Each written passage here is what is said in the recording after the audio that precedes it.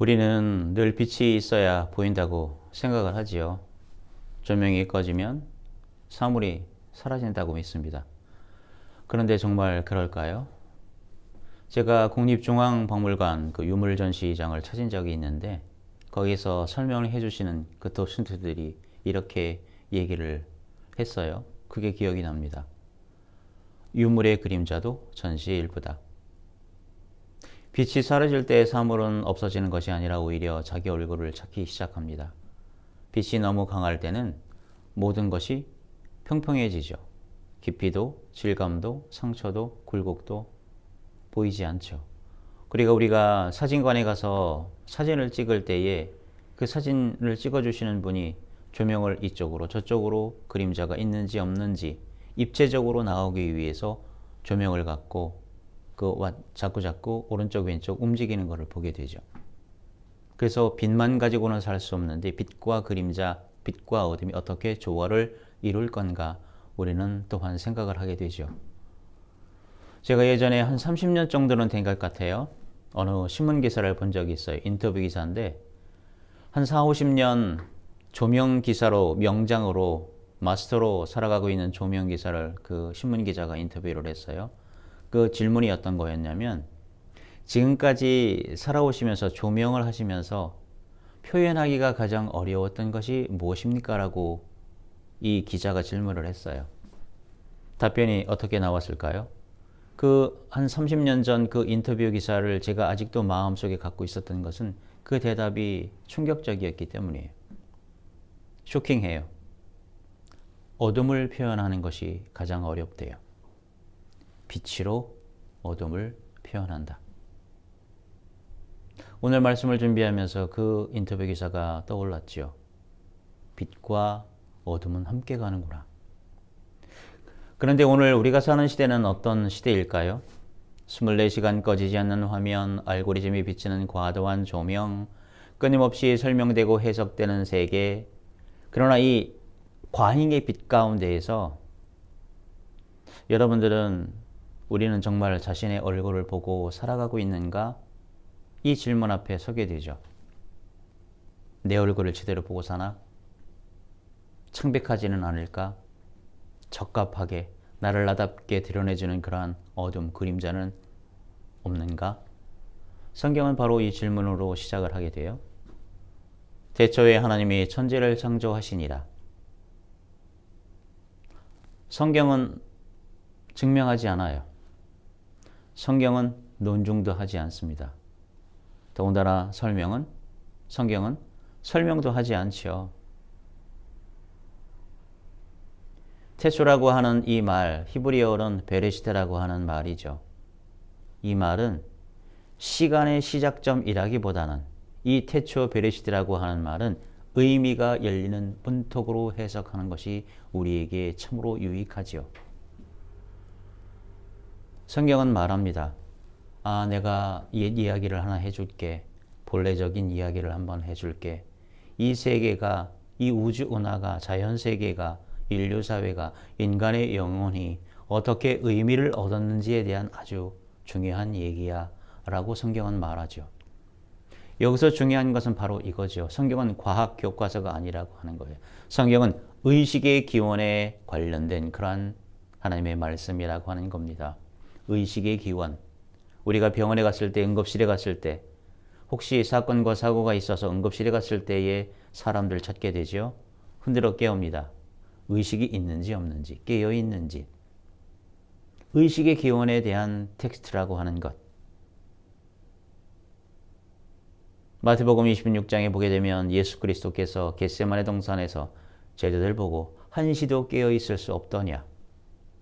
그와 같은 부분과 연결이 되는 의식에 관련된 부분, 깨어있다고 하는 부분, 깨우친다고 하는 부분, 깨닫는다고 하는 부분과 연결되어 있는 그러한 기원에 관련된 그러한 책이 바로 성경이죠. 2절을 한번 보겠습니다. 땅이 혼돈하고 공허하며 흑암이 기쁨 위에 있다. 하나님의 영이 수면 위에 운행하신다. 우리는 흔히 이렇게 오해할 수가 있어요. 보이지 않으면 어때요? 없는 거라고 생각을 해요.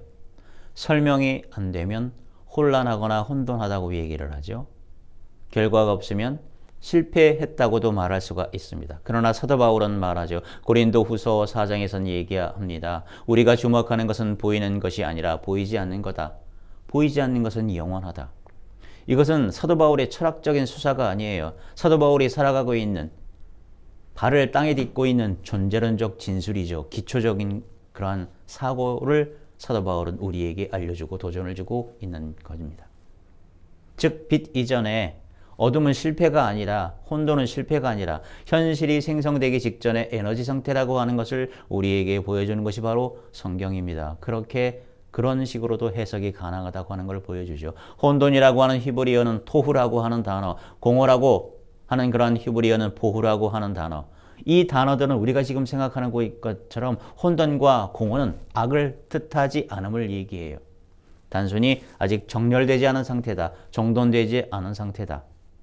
아직 구조를 갖지 않은 가능성을 갖고 있는 상태를 얘기하고 있는 것이 혼돈, 공허이죠.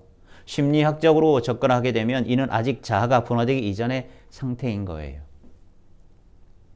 누군가가 그 스스로 그답게 살기 위한 그 스스로 우뚝 설 수 있는 본래적인 아름다운 자아로 살아가기 이전의 그러한 상태를 혼돈과 공허로 이해해 볼 수 있다고 하는 말입니다. 신경과학적으로 보게 되면 아직 패턴화되지 않은 신경망이에요. 신경회로가 제대로 열려있지 않은 거예요. 가능성은 있지만 의미는 아직 없는 상태죠. 그래서 중요한 장면이 나옵니다.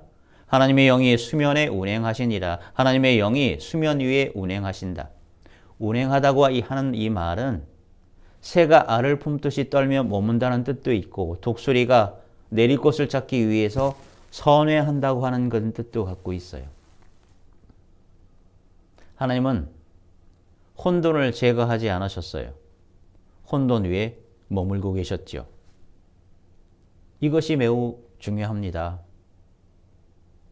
하나님은 우리가 정리된 후에 오시는 분이 아니라 정리되지 않은 상태 위에 먼저 임하신다고 하는 것 기억하는 저와 여러분이 되길 원합니다. 우리가 고통 가운데 있을 때, 고비 가운데 있을 때, 혼란 가운데 있을 때, 어려움 가운데 있을 때, 그것이 육체적이든 정신적이든 여러 가지 영적인 문제 가운데 있을 때 그 위에 이러한 정리되지 않은 상태에서 혼돈 가운데서 공허함 가운데서 먼저 그 위에서 운행하시는 그러한 하나님이 있다고 하는 걸 다시 한번 기억하고 믿고 행보하는 우리가 되길 원합니다. 그럴 때 바로 3절이 등장해요. 하나님이 이르시되 빛이 있으라 하시니 빛이 있었고, 여기서 놀라운 걸 우리가 발견하게 돼요. 하나님이 빛을 만드셨다고는 안 그러셨어요. 여호와 하나님께서 빛을 말씀으로 호출하셨지요. 호출하신 거예요. 여기서 말하는 빛이라고 하는 것은 우리가 지금 보고 있는 하늘의 태양이 아니에요. 밤하늘에 보는 그러한 별도 아닙니다. 달도 아닙니다. 성경에는 태양은 4일째 창조된다고 기록되어 있지 않습니까? 그렇다고 하게 되면 우리가 함께 읽었던 이 빛은 과연 무엇일까요? 이 빛의 정체성은 무엇일까요? 이 빛은 우리 그리스도인들에게 무엇을 얘기하고 있는 것일까요? 요한복음 1장이 그 해석의 열쇠를 주죠. 그 안에 생명이 있었으니 이 생명은 사람들의 빛이라. 이 빛은 의식의 빛이에요. 의미를 인식하는 능력이라고 요한 공동체는 창세기 1장의 그 창조를, 그 빛을 이렇게 설명하고 있지요. 보게 된매의 탄생이에요. 히브리어로 빛이라고 하는 단어는 오르라고 하는 단어고, 헬라어로 빛이라고 하는 단어는 포스라고 하는 단어죠. 물리적인 빛의 설명이 아닙니다. 세계가 인식 가능해지는 조건의 문턱에 섰다고 하는 말이죠. 세계가 어떤 의미를 갖고 있는지 그걸 우리로 하여금 알게 해주는 그러한 창조의 빛을 기억하는 저와 여러분이 되길 원합니다. 그래서 요즘의 과학으로 신경신학적으로 말하게 되면 그 순간 이 순간은 인간의 존재 안에 어떤 의미를 감지하는 회로가 열렸다. 닫혀 있었던 것이 열렸다. 깨어나라. 그거를 얘기해주는 그 사건이 바로 우리가 함께 읽었던 오늘 본문의 말씀입니다. 의미를 감지하는 회로가 열렸는데 그 열린 회로를 따라 이 세상이 관계를 맺게 되는, 그 하나님의 말씀으로 관계를 맺게 되는 우리가 얼마나 소중한 존재인가 동시적으로 생각해 볼 수 있는 그러한 구절이기도 하지요. 근데 또 4절을 보게 되면 또 하나 기가 막힌 일이 나오죠. 빛과 어둠을 나누셨어요.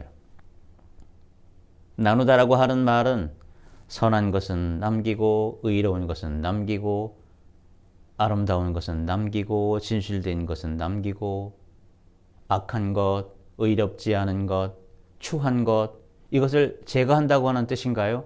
아닙니다. 4절은 분별의 탄생을 우리에게 알려주고 있죠. 하나님께서는 어둠을 제거하지 않으셨어요. 빛과 구별해 주셨던 것뿐이죠. 낮과 밤으로 구별해 주셨던 거예요. 그래서 성경의 세계관에서 어둠은 항상 악은 아니다라고 하는 것을 우리는 알게 되지요. 우리가 보통 일상을 살게 되게 되면 어둠은 악으로 표현이 되지 않습니까? 근데 항상 악은 아니다. 어둠은 숨기고 있는 그러한 곳이기도 하다. 어둠 가운데서 우리는 성장하고 숙성될 수 있는 그러한 시간 안에도 들어갈 수가 있다. 어둠은 깊이의 영역으로까지 우리가 해석할 수 있다. 그걸 성경적 해석과는 그 어둠을 우리에게 알려주고 있죠. 빛만 있는 세계는 깊이를 잃죠. 그림자 없는 세계는 얼굴이 밋밋합니다. 사진관에 갔을 때, 사진을 찍을 때처럼 빛을 넘어 쪼이면 날아가죠. 반짝반짝합니다. 그래서 위에서 비치는 빛, 옆에서 비치는 빛, 아래에서 비치는 빛, 여러 가지 조명하시는 분들이 그 피사체, 그 사람을 돋보이게 하기 위해서 조명을 쓰고 있죠. 빛으로 어둠을 표현하고 있는 그러한 장인들의 모습. 우리 그리스도인들 역시 주님의 그 빛을 따라서 빛과 어둠 가운데서 어떻게 조화롭게 나아가야 할 것인가 생각해보는 그러한 시간을 갖고 있는 거죠. 빛이 사라질 때 사물은 비로소 제 얼굴을 찾지요. 빛만 있으면 안 되는구나. 빛과 어둠 사이의 그 조화를 어떻게 이뤄나갈까? 우리의 인생처럼 조화를 그렇게 나아가는 우리가 돼야 할 것입니다. 오늘 우리의 문제는 어둠이 많아서가 아닐 거예요. 오히려 어둠을 견디지 못하는 상태에 있는 것은 아닐까 싶어요. 고요함을 두려워하거나 설명되지 않는 시간을 불안해하거나 즉각적인 해석이 없으면 견디지 못하는 삶을 우리가 살아가고 있죠. 그런데 성경은 말합니다. 혼돈 가운데 하나님은 위에 머무르고 계시다. 어둠을 제거하지 않으셨다. 빛과 어둠을 함께 두셨다. 영성지정학적으로 표현해 보게 되면 뜻이 하늘에서 이루어진 것처럼 땅에서 이루어지다라고 하는 이러한 개념, 영성지정학적으로 보게 되면 문명이 병들 때 나타나는 공통 증상이 있다고 하는 말이죠. 모든 것을 밝히려 해요. 모든 것을 통제하려고 해요. 모든 것을 즉시 판단하려고 하지요. 그 결과 사람들은 점점 자신의 얼굴을 잃어가요. 이런 가운데에서 사도 바울은 우리에게 놀라운 도전을 주지요. 가장 깊은 어둠 속에서 빛은 다시 켜진다라고 하는 십자가를 우리에게 알려줍니다. 고린도후서 4장 6절은 이렇게 얘기하죠. 어두운 데서 빛이라 하시던 그 하나님께서 예수 그리스도의 얼굴에 있는 하나님의 영광을 하는 빛을 우리에게 비추셨느니라. 놀라운 표현이죠. 빛은 어디에서 켜지나요? 그리스도의 얼굴에서. 그 얼굴은 찬란한 왕의 얼굴인가요? 아니요. 십자가 위에서 일그러진 얼굴 위에서 그 빛이 켜지고 있어요. 가장 깊은 어둠 속에서 새롭게 우리 살아가는 그 의미를 확인해보고 생각해보게라고 하는 그 빛이 다시 켜진 거죠. 이것이 바로 기독교의 역설 아닙니까? 자, 이제 적용할 시간이 됐어요. 오늘 우리의 삶에서 꺼져야 할 빛은 무엇인가요? 질문해 봅시다. 나는 너무 밝은 조명 속에서 나를 가두고 있지는 않은가? 설명되지 않은 시간을 견디고 있지는 않은가? 하나님의 머무시는 혼돈을 성급히 제거하려고 하고 있지는 않은가?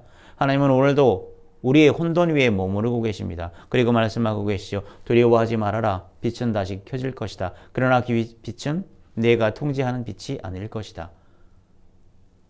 오늘의 결단은 단순해요. 하나님의 빛은 하나님과 관계적 생명이 있을 때 깨닫게 된다고 하는 말입니다. 인간적인 빛을 만들려 하지 말고 생명의 빛을 받는 존재로 달아가라고 하는 말이죠. 어둠을 제거하려 하지 말고 어둠 속에서도 하나님의 계심을 신뢰하는 겁니다. 예수님은 기술을 가르치려고 오신 것이 아니라 숨을 우리에게 불어넣으려고 오셨지요. 제자들이 두렵고 떨림 가운데서 문을 닫고 어둠 속에서 벌벌 떨고 있을 때 찾아오신 예수 그리스도께서 제자들에게 이렇게 말씀해 주셨죠. 성령을 받으라. 오늘 이 자리에도 예수 그리스도께서 그 존재의 숨결, 살아내는 그 숨결을 그렇게 품고 계시다고 하는 것 기억하고 우리가 다시금 빛나는 그 숨결로 이 어둠 속을 돌파해 나가는 그 아름다운 그리스도인임을 기억하며 나아가는 우리가 되길 주님의 이름으로 축복을 드립니다. 기도하겠습니다. 고마우신 하나님 아버지, 우리는 이 시대에 너무나 다양한 빛 가운데서 살아가고 있습니다. 그렇지만 정작 그 빛 가운데 하나님과의 올바른 관계를 맺어가는 그러한 빛은 우리를 멀리하고 있는 것은 아닌가 생각하게도 됩니다. 빛이 꺼져갈 때에 어둠 가운데에서 주눅들지 않고 고통스럽지 않고 은밀하게 세밀하게 말씀해 주시는 그 음성을 듣고 다시금 빛 대신 예수 그리스도의 그 삶, 진리의 그 삶, 생명의 삶 따라 나가는 우리가 되도록 만들어 주시옵소서. 이 모든 말씀 주 예수 그리스도의 이름으로 기도 올리옵나이다.